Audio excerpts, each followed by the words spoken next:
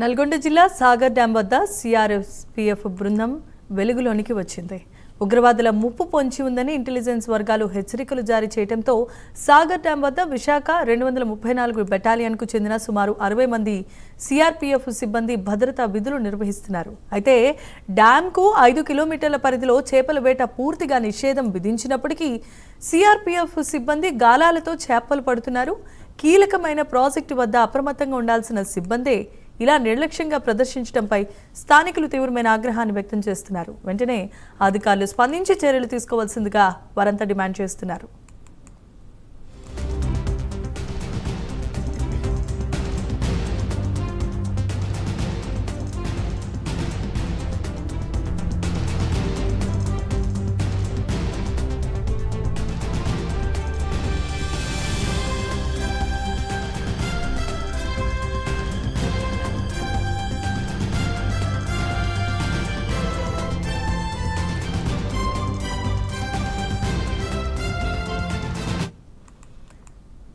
Visuals లో చూస్తున్నాం. CRF సిబ్బంది చేస్తున్న నిర్వాకం వెలుగులోనికి వచ్చింది. నల్గొండ జిల్లా సాగర్ డ్యాం వద్ద ఈ విషయాన్ని మనం చూడొచ్చు. ఉగ్రవాదుల ముప్పు పొంచి ఉందని ఇంటెలిజెన్స్ వర్గాలు హెచ్చరికలు జారీ చేశాయి.